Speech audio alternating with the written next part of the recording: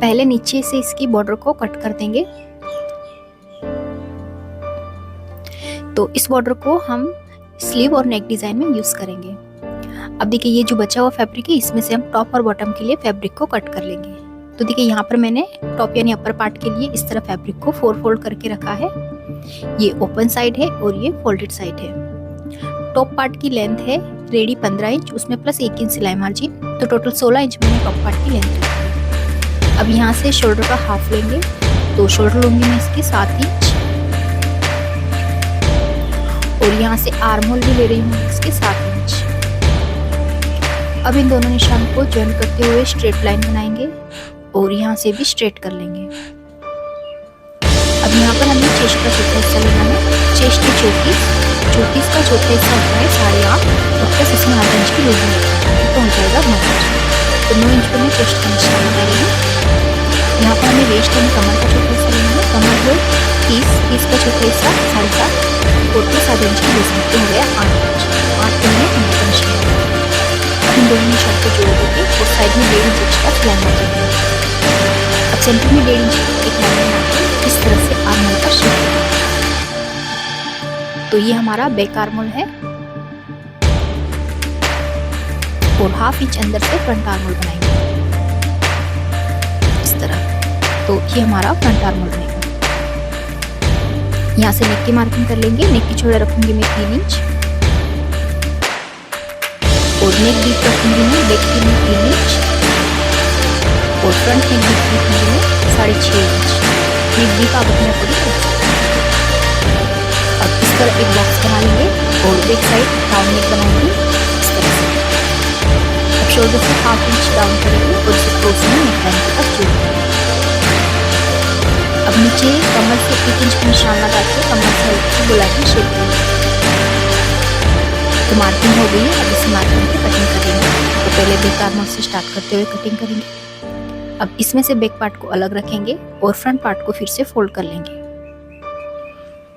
अब हम इसका फ्रंट नेक कट करेंगे। नेक की चौड़ाई 3 इंच है और नेक डीप रखूंगी 6.5 इंच पे और इस तरह बॉक्स बना के इसमें हम नेक का शेप बना लेंगे। तो फ्रंट साइड में वी नेक बना रही हूँ इस तरह से। अब हम इसका फ्रंट नेक और फ्रंट आर्म होल भी चेक करेंगे।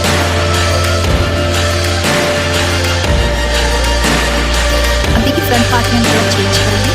तो यहाँ फोल्डेड साइड से 5 इंच का निशान लगाएंगे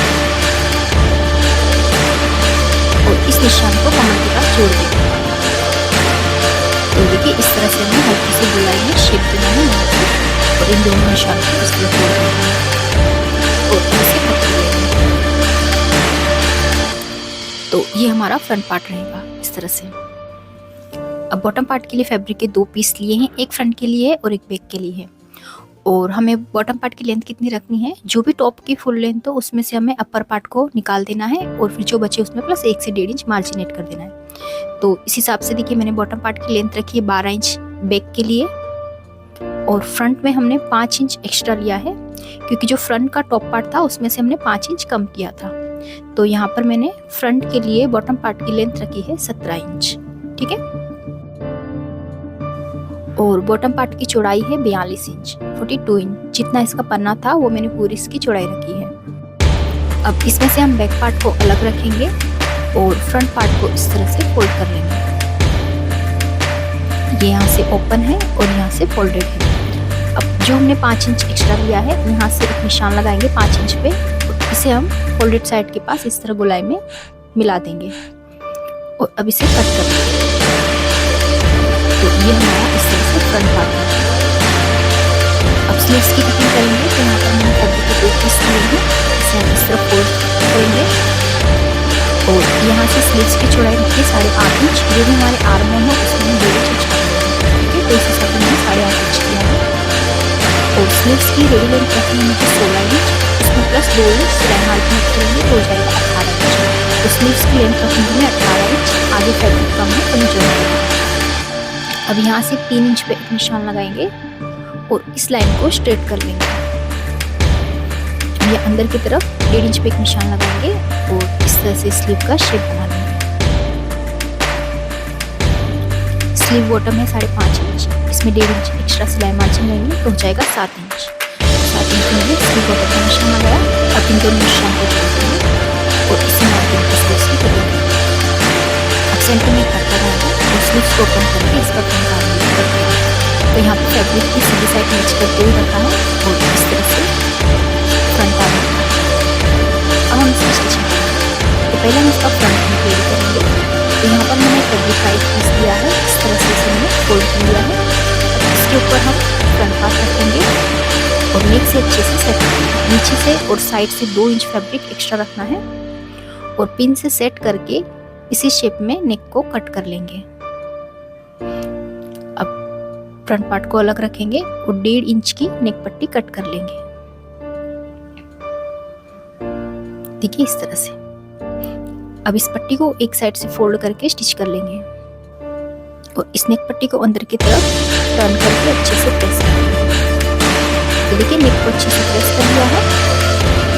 अब हम नेक के लिए बॉर्डर अटैच करेंगे। तो देखिए बॉर्डर को मैंने दोनों साइड से 1/2 इंच का मार्जिन करके कट किया था और दूसरे साइड से फोल्ड करके अच्छे से प्रेस कर लिया।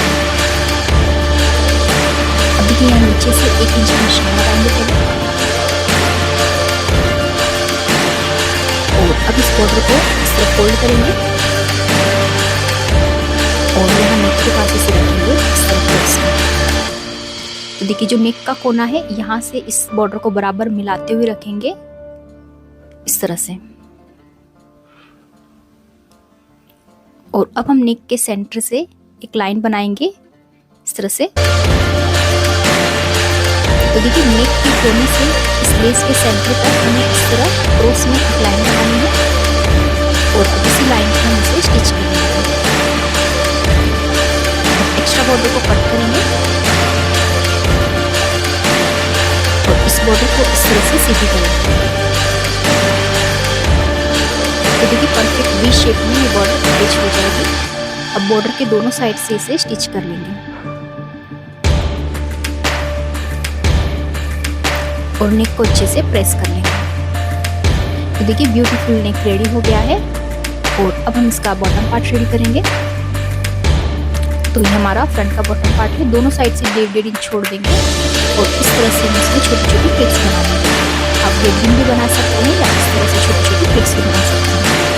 और प्लेट्स बना के हम इसे कमर के बराबर कर लेंगे।